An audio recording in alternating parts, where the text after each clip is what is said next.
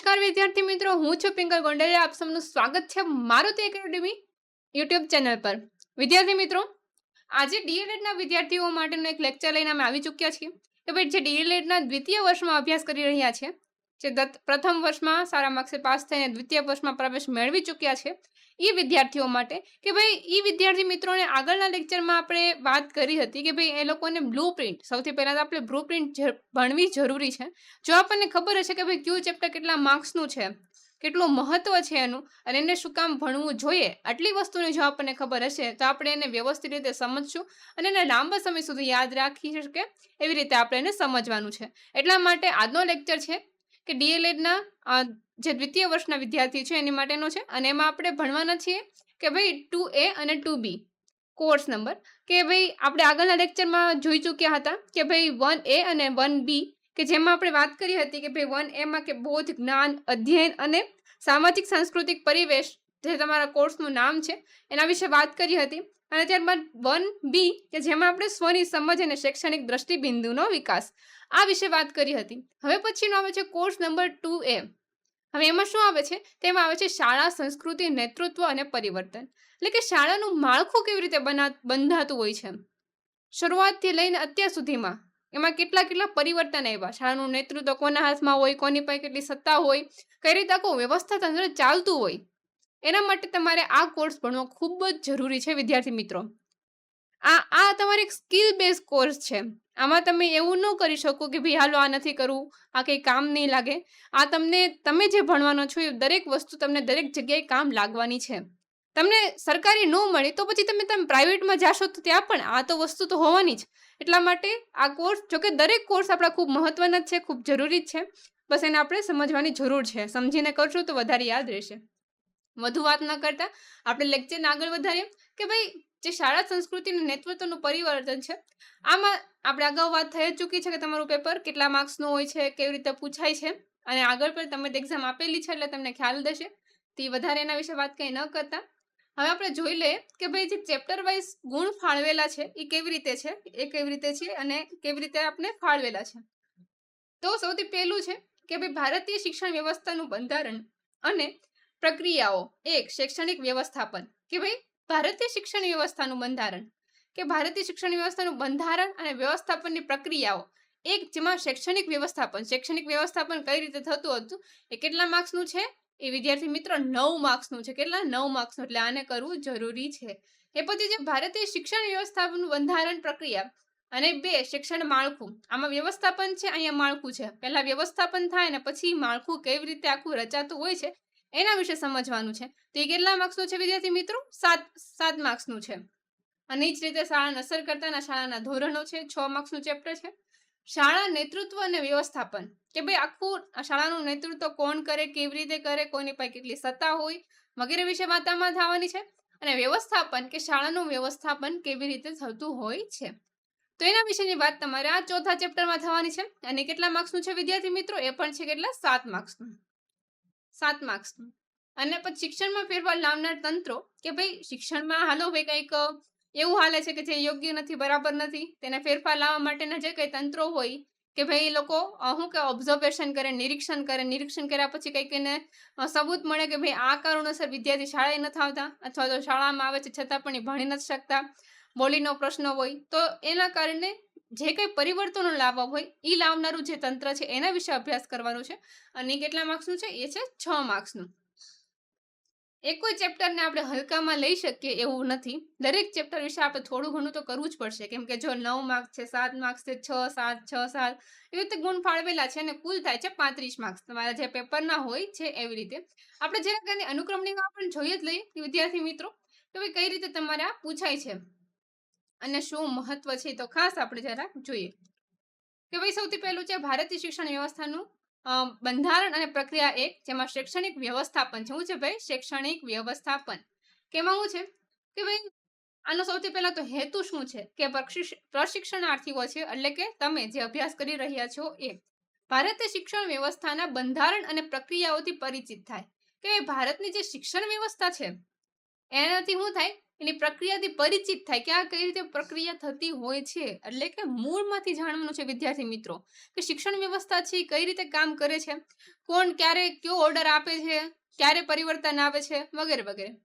પછી એવું છે કે ભારતીય શિક્ષણ વ્યવસ્થાના બંધારણ પ્રક્રિયા સંદર્ભમાં શાળાકીય સંગઠન અને વ્યવસ્થાપનની સમજ કેળવે કે આનો હેતુ છે. હવે શું છે એમાં કે શૈક્ષણિક વ્યવસ્થાપન, કે એમાં શૈક્ષણિક વ્યવસ્થાપનની સંકલ્પના છે, અને પ્રશાસકીય વ્યવસ્થાપન છે, શાળા વ્યવસ્થાપન છે, વર્ગ વ્યવસ્થાપન છે, વર્ગખંડની, કે ભાઈ 3 પ્રકારમાં છે વર્ગખંડ સુધી. ભાઈ વર્ગખંડની એક અલગ વ્યવસ્થાપન હોય, એ જ રીતે શાળાનું હોય અને પ્રશાસકીય હોય. પછી હું કે આંતરરાષ્ટ્રીય કક્ષાએ શૈક્ષણિક વ્યવસ્થાપન તંત્ર. હવે રાષ્ટ્રીય કક્ષાએ જે છે એ, અને પછી છે રાજ્ય, પછી છે સ્થાનિક, એટલે કે ભાઈ તમારું જે રાજ્ય છે ત્યાંનું તંત્ર છે, અને પછી સ્થાનિક એટલે કે જિલ્લાનું તંત્ર છે. સ્ટેપ વાઇઝ તમને આ સમજાવવામાં આવેલું છે કે કઈ રીતે કામ કરતા હોય છે. પછી સહાયક સંગઠનો છે, જ્યાં બિનસરકારી સંગઠનો છે, સ્થાનિક સ્વરાજની સંસ્થાઓ છે, શાળા વ્યવસ્થાપક મંડળો છે, અને શિક્ષકનો સંઘો છે. તો આ બધા વિશે વાત આ ચેપ્ટરમાં કરવાની છે. સાથે સાથે આ ચેપ્ટર વિદ્યાર્થી મિત્રો મહત્વનું એટલા માટે પણ છે કેમ કે તમારે જે મનોવિજ્ઞાન આવે છે એમાં તમારે શાળાની નીતિઓ, શિક્ષણ નીતિઓ ભણવાની હોય છે. હવે તમે આમાં જ કરી લો વ્યવસ્થિત રીતે તો તમારે પરીક્ષામાં પણ કામ લાગશે, અને સાથે સાથે આપણે જે ટેટ આવવાની છે પરીક્ષા, એમાં પણ તમને ખૂબ જ ઉપયોગી નીવડશે. કેમ કે આપણે એક તીરે બે પક્ષી મારવા છે, એક જ કાંકરે. એટલે શું કરવાનું છે કે આપણે આમાં જે છે એ વ્યવસ્થિત રીતે પાકું કરી લેવાનું છે. ગોખી લેવાનું કહું તો પણ ચાલે, કે આપણે એટલું વ્યવસ્થિત કરી લઈએ કે જેથી કરીને લાંબા સમય સુધી આપણને યાદ રહે. પછી ફક્ત આપણે ફિંગર રીડિંગ કરીએ ને તો પણ ચાલે. તો આમાં આપણે શિક્ષણ નીતિઓ તો ખાસ કરવાની જ છે, જેમાં રાષ્ટ્રીય શિક્ષણ પંચ છે, કોઠારી પંચ છે, આ તો તમારે પૂછાય જ છે. રાષ્ટ્રીય શિક્ષણ નીતિ છે એ પણ. પછી ભાર વગરનું ભણતર, યશપાલની સમિતિ, તો આ તો આપણે કરવું જ પડશે. અને મફત અને ફરજિયાત શિક્ષણનો કાયદો, આ ચારે આપણા માટે ખૂબ જ મહત્વની છે વિદ્યાર્થી મિત્રો. એટલે તમારે પરીક્ષા અંગે પણ ખૂબ મહત્વની છે, અને એ જ રીતે આપણે ટેટ માટે પણ ખૂબ જરૂરી છે. એ પછીનું છે બીજું માળખું, જેમાં હું કે શિક્ષણનું માળખું, એ પણ આપણે જરાક જોઈ લઈએ. હવે શિક્ષણનું માળખું થયું, જેમાં હું કે છે ભાઈ શૈક્ષણિક માળખું, શિક્ષણના માળખા, જેમાં સૌથી પહેલું શૈક્ષણિક આવે, પછી તાલીમિક આવે. તાલીમિક માળખું એટલે કે જ્યારે આપણે તાલીમ લઈએ છીએ, શિક્ષક તરીકેની તાલીમ લો છો, તમે અત્યારે લઈ રહ્યા છો એ પ્રશિક્ષણાર્થી તરીકેની એ તાલીમ છે, તો એ તાલીમનું માળખું. પછી આવે છે વહીવટીય માળખું, જેમાં કેન્દ્ર કક્ષાએ આવે, રાજ્ય કક્ષા આવે ને જિલ્લા કક્ષા આવે. તો કેન્દ્ર સરકારનું માળખું, રાજ્ય સરકારનું માળખું, અને જિલ્લા કક્ષાનું પ્રાથમિક શિક્ષણનું માળખું. તો આવી રીતે 3 ભાગમાં વિભાજિત છે. અને સંસ્થાઓ છે, શિક્ષણની સંસ્થાઓ છે, તમે જોઈ શકો છો કેન્દ્ર સરકારની સંસ્થાઓ છે. તમે ક્યાંક ને ક્યાંક આવા નામ તો સાંભળ્યા જ હશે કોઈક ને કોઈક પરીક્ષામાં, અથવા તો ક્યાંક પણ છાપામાં, કે ભાઈ કેન્દ્રીય શિક્ષણ સલાહકાર મંડળી, જેને CAB કહેવાય, કે તમે આનું ક્યાંક સાંભળ્યું જ હશે કે ભાઈ શું કહેવાય છે central advisory board and education. જે રાષ્ટ્રીય શિક્ષણ પ્રશિક્ષણ પરિષદ છે, કે ભાઈ national counselling of teaching education, NCTE. પછી NCERT, આ તો તમારે ભણવાની આવશે જ તે, કે ભાઈ રાષ્ટ્રીય શિક્ષણ સંશોધન અને તાલીમ પરિષદ છે, કે જે નેશનલ લેવલનું કામ કરતી હોય એની આ સંસ્થાઓ છે. પછી રાષ્ટ્રીય શિક્ષણ આયોજન અને વ્યવસ્થાપન યુનિવર્સિટીઓ છે, જેને NUEPA કહેવામાં આવે છે. પછી રાષ્ટ્રીય તાલીમ સ્ત્રોત સંસ્થા છે, કે જેને CCRT કહેવામાં આવે છે. અને જ રીતે UGC છે, કે રાષ્ટ્રીય અનુદાન આયોગ, કે જે યુનિવર્સિટી ગ્રાન્ટ કમિશન નામે ઓળખવામાં આવે છે. આ બધી જ સંસ્થાઓ છે, કેન્દ્ર સરકારની સંસ્થાઓ છે. આ બધી જ પરીક્ષાઓ પણ લે છે, અને પરીક્ષા લેવાતી હોય છે, જો તમને ખ્યાલ હોય ત્યારે. પછી આવે છે રાજ્ય સરકારની સંસ્થાઓ. આ કઈ હતી? કેન્દ્ર સરકારની હતી. અને હવે પછી આવે છે રાજ્ય સરકારની. તો આ પણ આપણે જોઈએ કે ભાઈ GSSTB, કે ભાઈ ગુજરાત રાજ્ય શાળા પાઠ્યપુસ્તક મંડળ છે. કોઈ પણ પુસ્તક છે આપણું ગુજરાતનું પાઠ્યપુસ્તક છે બાળકોના, વિદ્યાર્થીઓના, તો એમાં આ સંસ્થા કામ કરતી હોય છે. પછી SEB છે, કે રાષ્ટ્રીય પરીક્ષા બોર્ડ છે, સ્ટેટ એક્ઝામિનેશન બોર્ડ. અને એ જ રીતે ગુજરાતી શૈક્ષણિક ટેકનોલોજી ભવન છે, કે જેને GIET કહેવામાં આવે છે. પછી ગુજરાતી શૈક્ષણિક સંશોધન અને તાલીમ પરિષદ છે, જેને GCRT કહેવામાં આવે છે, કે શું કરે છે સંશોધન ક્ષેત્રે કામ કરતી આ આપણી ગુજરાતની છે. અને જ રીતે જિલ્લા કક્ષાએ સંસ્થાઓ છે, તો જિલ્લા કક્ષાએ કઈ છે તેને ડાયટ કહેવામાં આવે છે, જે district institute of education and training, કે જે શું કહે છે કે ભાઈ જિલ્લા કક્ષાએ. અને જિલ્લા કક્ષાનું કામ શું છે કે તમામ જે તાલુકા હોય છે એને આવરી લેવાનું કામ જિલ્લા કક્ષાની સંસ્થા કરતી હોય છે. દરેક જિલ્લામાં એક ડાયટ હોય છે, અને આ કુલ 7 જેટલા શું કહેવાય કે 7 જેના ભાગમાં વિભાજિત હોય છે, અને 7 પ્રકારનું કામ કરવાનું હોય છે. જેમાં તાલીમાર્થીઓ પણ હોય છે અને એના બીજા અન્ય કામો પણ હોય છે. તો આ રીતે આખું એક વ્યવસ્થા તંત્ર આપણું વિભાજિત થયેલું છે શિક્ષણ ક્ષેત્રનું. સૌથી પહેલા કેન્દ્ર સરકાર આવે, ત્યારબાદથી રાજ્ય સરકાર આવે અને પછી જિલ્લા કક્ષાએ આવે. આ રીતે આપણે શિક્ષણ વ્યવસ્થામાં કામ થતું હોય છે. હવે પછીનું આપણે ચેપ્ટર જરાક જોઈએ. વિદ્યાર્થી મિત્રો, આ તમને આમ એક કામ ખાસ લાગશે કે તમે જ્યારે આ ભણો છો ત્યારે તમે ઘણી બધી નવી માહિતીઓ મેળવી રહ્યા છો. શાળા અસરકર્તા અને શાળાના ધોરણો. શાળાને અસરકાર કરતા અને શાળાના ધોરણો. કેમાં શું કે છે? ભાઈ શાળાનું સંકલ્પ, શાળાના પ્રકાર, કે ભાઈ શાળા કેવા કેવા પ્રકારની હોય. તો શું કે છે? શૈક્ષણિક વય જૂથના આધારે શાળાના પ્રકાર, શાળા વ્યવસ્થાપનના આધારે શાળાના પ્રકાર અને કેટલીક વિશિષ્ટ શાળાઓ. શાળા કેવી હોય, કેટલા પ્રકારની હોય વગેરે વિશેની વાત આમાં થવાની છે. શાળાનું બિલ્ડિંગ કેવું હોય, એમાં કઈ રીતે કઈ વ્યવસ્થા થયેલી હોય છે. દરેક શાળાનું એક નિશ્ચિત બંધારણ હોય છે. આ બધી વસ્તુ તમે આ ચેપ્ટરોમાં ભણવાના છો કે ભાઈ એનું બિલ્ડિંગનો આકાર કઈ રીતે હોવો, ક્યાં કઈ વસ્તુ હોવી, કેટલી વસ્તુ હોવી, તેમાં શું હોવું, એ દરેક વસ્તુ. કે ભાઈ જો ગ્રંથાલય હોવો જરૂરી છે, રમત ગમત ખેલકૂદના સાધનો હોવા જરૂરી છે, અધ્યાપન નિષ્પત્તિ છે, શાળાનું મકાન છે, શિક્ષકોની શૈક્ષણિક લાયકાત, કે ભાઈ શિક્ષકોની કેટલીક લાયકાત હોય એના વિશે વાત છે. શૈક્ષણિક વર્ષમાં કામકાજના ઓછામાં ઓછા દિવસો, શિક્ષણના કલાકો. આ દરેક વસ્તુ તમને આગળ કામ લાગવાનું છે, તમારી પરીક્ષા જે આવવાની છે એના માટે. એટલે આ ઘણું જરૂરી છે. શાળા અસર કરતા માપદંડો છે. તો શાળા અસર કરતા મોડેલ એટલે કે ગુણોત્સવ જે ગુજરાતમાં આપણે ઉજવાતું હોય છે વગેરે વિશે વાત આપણે આ ચેપ્ટરમાં કરવાના છે. આ ચેપ્ટર પણ ઘણું મહત્વનું છે વિદ્યાર્થી મિત્રો. શાળા નેતૃત્વ અને વ્યવસ્થાપન, કે ભાઈ આ ચેપ્ટર આપણને શું કે છે એ પણ જરાક જોઈ લઈએ. કે ભાઈ નેતૃત્વ અને વ્યવસ્થાપન છે કે નેતૃત્વની સંકલ્પના. નેતૃત્વ એટલે શું એના વિશે વાત આપણે સ્પષ્ટ રીતે અહીંયા સમજવાના છે. તેની લાક્ષણિકતા અને નેતૃત્વના ગુણો, કે ભાઈ એક પ્રિન્સિપલ છે કોઈ, તો એના કેટલા લક્ષણો હોય, એને કઈ રીતે શિક્ષકો પાસે કામ કરાવવાનું છે. કેમ કે બધાના સ્વભાવ એક સરખા નથી હોવાના અને શિક્ષકોએ કેવી રીતે વિદ્યાર્થી પાસેથી કામ કરાવવાનું છે વગેરે જેવી બાબતો આપણે અહીંયા ભણવાની છે. નેતૃત્વની શૈલી, પરિવર્તન માટેનું નેતૃત્વ અને પરિવર્તન પ્રક્રિયા માટેના સોપાનો અને શાળામાં ભાવાવરણ, કે ભાઈ તમારું કેવું ભાવાવરણ છે, વિદ્યાર્થી તમારી સાથે કેવી રીતે રહે છે અને તમે કેવી રીતે વિદ્યાર્થી સાથે રહ્યો છો વગેરે જેવી વાત આપણે અહીંથી સમજવાના છે. તમારે આ વર્ગ વ્યવહાર જે તમારે શું કહેવાય છે કે મનોવિજ્ઞાનમાં એક ચેપ્ટર આવશે. જ્યારે તમે ટેટની એક્ઝામની તૈયારી કરતા હશો ત્યારે એક વર્ગ વ્યવહાર વિદ્યાર્થીઓ સાથેનો, જેમાં તમારે મૌખિક રીતે જવાબ આપવાનો હોય, ત્યારે તમને આ બધું ઘણું કામ લાગશે વિદ્યાર્થી મિત્રો. એક સારો શિક્ષક તરીકે તમારે કઈ રીતે બાળકો સાથે કામ કરવું. તમને દાખલા તરીકે એવું પૂછાય તો તમે જે આ બધું ભણ્યા હશો, ભાવાવરણ કેવું હોવું જોઈએ, નેતૃત્વના ગુણો કેવા હોય, એના કેવા લક્ષણો હોવા જોઈએ, કેવા પ્રકારનું નેતૃત્વ સારું કહેવાય, તમને આ બધું ખબર હશે ને તો તમે મૌખિક રીતે અને ખૂબ સારી રીતે લખી શકશો. નકર પછી એવું નહીં થાય. એટલા માટે આ ભણવું ખૂબ જરૂરી છે. એન્ડ પછી આપણે જરાક જોઈએ. એન્ડ પછીનું ચેપ્ટર છે કે ભાઈ શાળામાં ફેરફાર લાવનારા તંત્રો, કે ભાઈ એવા ક્યાં ક્યાં તંત્રો હોય જે શાળામાં આપણે ફેરફાર લાવી શકે છે. કે ભાઈ શૈક્ષણિક યોજના અને કાર્યક્રમોની સંકલ્પના, કે ભાઈ હું કે શાળામાં સહાયક વિવિધ સરકારી યોજના અને કાર્યક્રમો, કે ભાઈ શાળાને કેટલી યોજના શરૂ હોય છે. આ પણ ઘણું તમારા માટે જરૂરી જ છે. કે શાળા પ્રવેશ ઉત્સવ અને કન્યા કેળવણી રથ, કે ભાઈ આ બધું કરંટ કહેવાય. કે ભાઈ એટલું અત્યારે શરૂ છે શાળાઓમાં. કે ભાઈ અત્યારે જો કેળવણી રથ આવે છે, કન્યા કેળવણી રથ છે, શાળા પ્રવેશ ઉત્સવ હોય છે, વિદ્યાલક્ષ્મી બોન્ડ, પછી મધ્યાહન ભોજન યોજના, જ્ઞાનદીપ યોજના, શાળા આરોગ્ય તપાસણી અને કાર્યક્રમો. આ બધી જ યોજનાઓ છે જે શાળા કક્ષાએ શરૂ છે વિદ્યાર્થી મિત્રો. એટલે આ પૂછાઈ શકે છે. સર્વ શિક્ષા અભિયાન અંતર્ગત વિવિધ યોજનાઓ અને કાર્યક્રમો, કે ભાઈ ક્યાં ક્યાં યોજનાઓ અને કઈ શું કહેવાય કે ભાઈ આ કાર્યક્રમો શરૂ છે.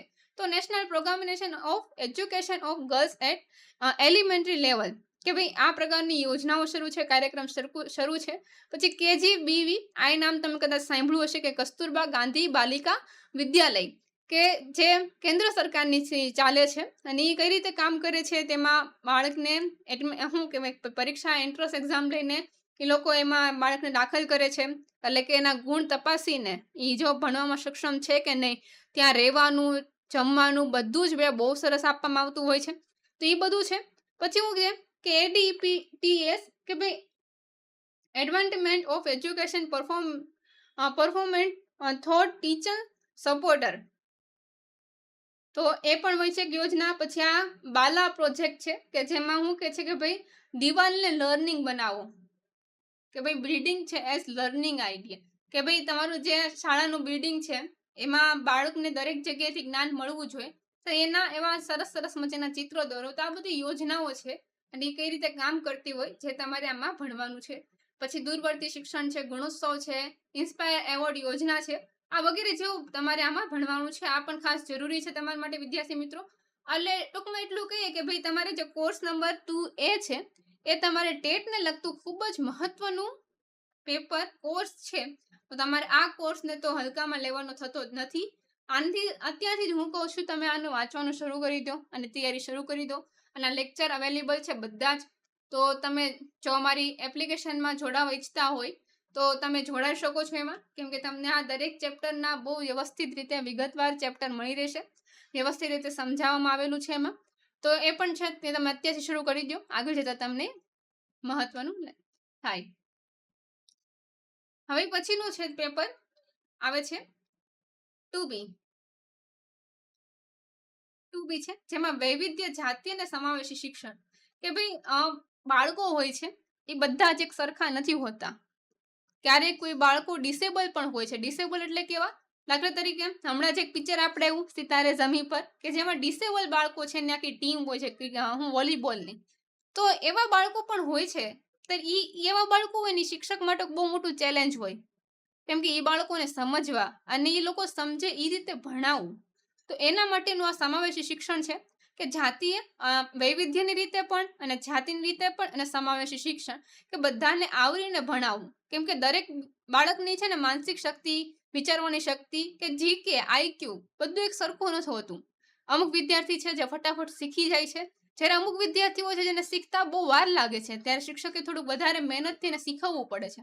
તો આવું જ્યારે હોય ત્યારે શું શિક્ષકે કરવું એના વિશેનો અભ્યાસ આપણે આ કોર્સમાં કરવાનો છે.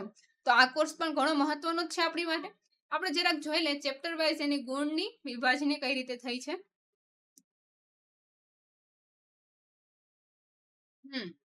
કુલ 3 ચેપ્ટર છે આમાં, જેમાં સમાવેશી શિક્ષણ છે જે 10 માર્ક્સ માટે છે.